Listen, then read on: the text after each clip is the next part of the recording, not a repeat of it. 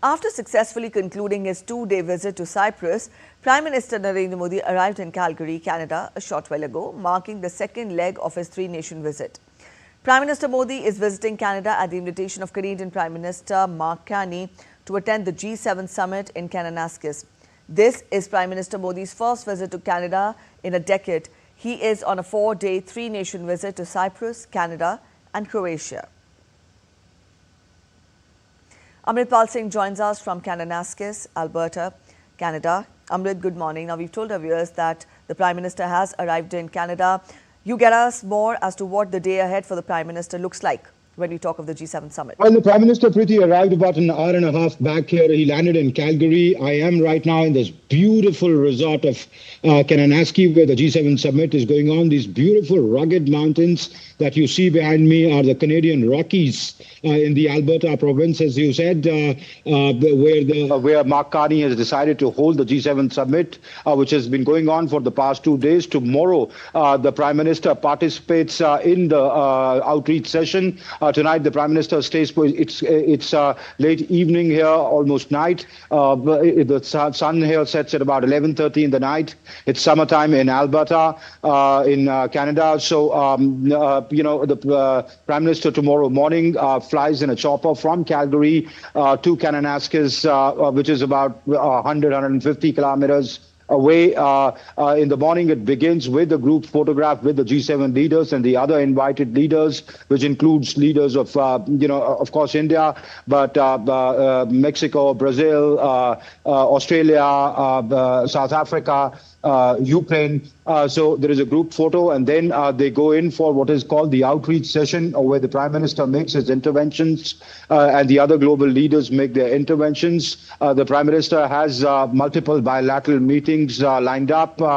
He will be meeting world leaders, including the German Chancellor Friedrich Merz, the Mexican President Claudia Sheinbaum, the Ukrainian President Volodymyr Zelensky, who Prime Minister Carney has invited as an invitee country here. He'll also be holding a bilateral meeting with Giorgia Meloni of Italy, and then the all-important meeting with Prime Minister Carney himself, who is the host. As you know, the diplomatic relations between the two countries, India and Canada, have been strained over the past couple of years. It, in fact, led to a lot of bickering after the 2023 killing of Hardeep Nijjar. And then we saw the fallout, diplomats, etc., being expelled by both countries or withdrawn. So now Mark Carney's invitation to Prime Minister Modi was seen as a bold step politically for him, because he himself belongs to the Liberal Party, the same party that Justin Trudeau belonged to, and there was considerable opposition. There was political pressure on him not to invite Prime Minister Modi to this summit, but he chose to go ahead with it and said that India is just too important to be left out. So tomorrow's meeting augurs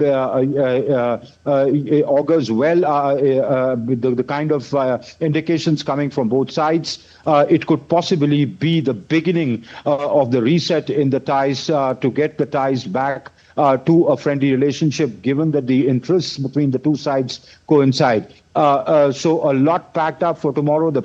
It's a packed day tomorrow. The Prime Minister finishes all this and leaves tomorrow evening Canadian time for the next leg of his visit to Croatia. Preeti. All right, Amrit, so you told us about the bilateral engagements, but for the benefit of our viewers, explain to us what is an outreach session in the G7 summit.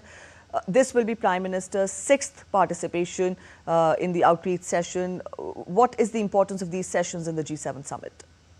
Okay, the G7 is basically a grouping of the 7 most advanced economies of the world, which includes the United States, the United Kingdom, France, Germany, Japan, Italy. Now, though it started as an economic grouping as a G6 way back in 1975, so it's been 50 years.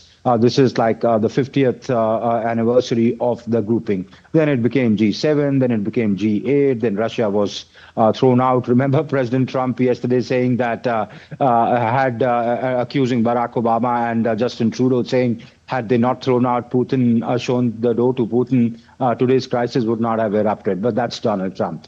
So it's G7. Now, these countries started inviting countries from Africa and Asia, basically the developing world, because a lot of population of the world, majority of the population of the world resides in these countries. Countries like China, India, Brazil, South Africa.